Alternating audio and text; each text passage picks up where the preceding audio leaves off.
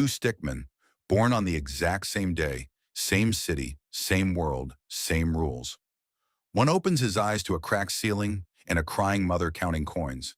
The other opens his eyes to a nursery that costs more than most people's houses. But here's what nobody tells you. By the time these two stickmen are 7 years old, their entire futures are already decided. And by the end of this video, you will find out which one ends up actually happier. The answer will genuinely surprise you. Stickman A wakes up at 6 a.m., not because he wants to, because the walls are thin and the neighborhood is already loud. His breakfast is whatever is in the house. Some days it's eggs, some days it's just bread. His brain at age 5 is already doing something scientists discovered only recently. It is measuring safety. When a child grows up in an environment with constant stress, unpaid bills, loud arguments, uncertainty, the brain rewires itself. It stops planning for the future and starts surviving the present. Stickman B wakes up at 7 a.m. Naturally, his room is quiet, breakfast is made, routine is consistent. His parents are not stressed about survival. They are thinking about his piano lesson. His brain at age 5 is doing something completely different. Same age, but completely different brain development, and none of them has chose this life on own. By age 12, the gap has quietly become massive. Stickman A goes to the local school. 40 kids in one classroom. One teacher trying her best but stretched too thin. When Stickman A does not understand something, he stays confused. There is no tutor, no extra help. His parents work double shifts and come home exhausted. So he learns the most dangerous lesson a child can learn, that asking for help is pointless. Stickman B has a different problem. He has too much help. Tutor on Monday, coding class Wednesday, tennis coach Saturday. His parents track his grades like a business investment. By age 12, Stickman B has already been to 4 countries. Stickman A has never left the city he was born in. Here is what that travel gap actually does to a brain, and this is where it gets interesting. Every new environment a child experiences builds what psychologists call cognitive flexibility, the ability to see problems from multiple angles. Stickman B's brain by age 12 has thousands of these reference points.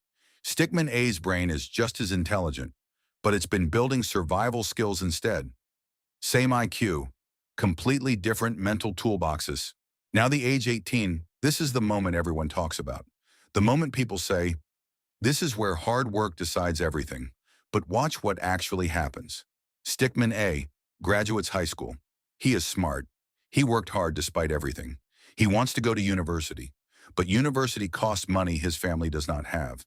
He applies for a scholarship, does not get it. He takes a loan, a big one.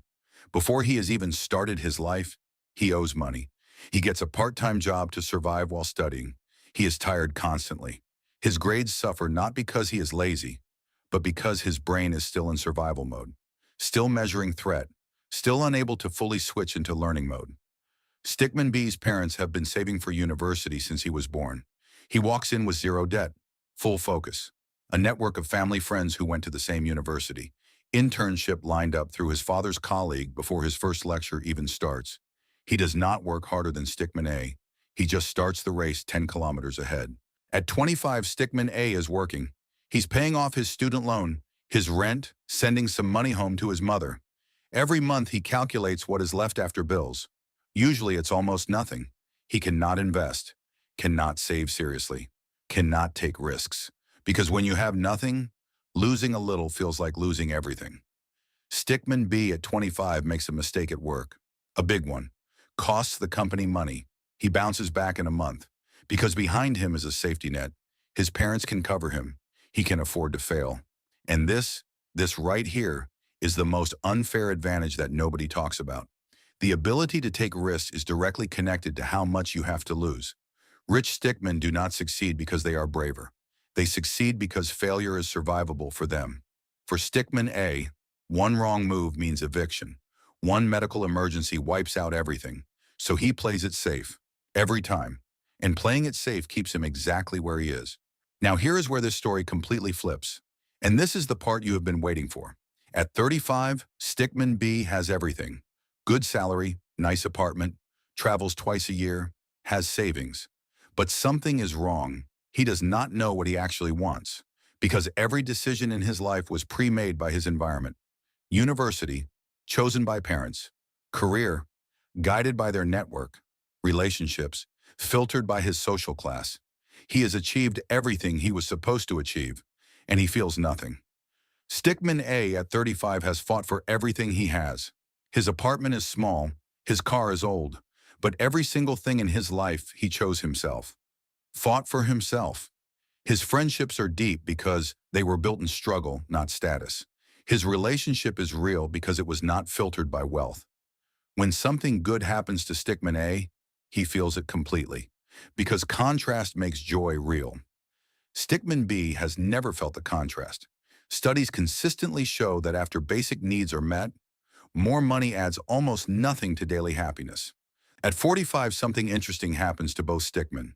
Stickman B starts questioning everything. Was this life mine or was it designed for me? He starts therapy, starts asking questions he should have asked at 20. Stickman A at 45 has something Stickman B does not. He knows exactly who he is. Every scar on his story was earned by his own decisions, his own mistakes, his own recoveries. He did not get to choose his starting point, but he chose everything after it. So who ends up happier? The real answer, and this is what the data actually shows, neither automatically. Stickman B has advantages that make life objectively easier. Healthcare, opportunity, safety. These things are not small, they are real. But happiness, the actual feeling of a life that means something, that is not something money deposits into your account.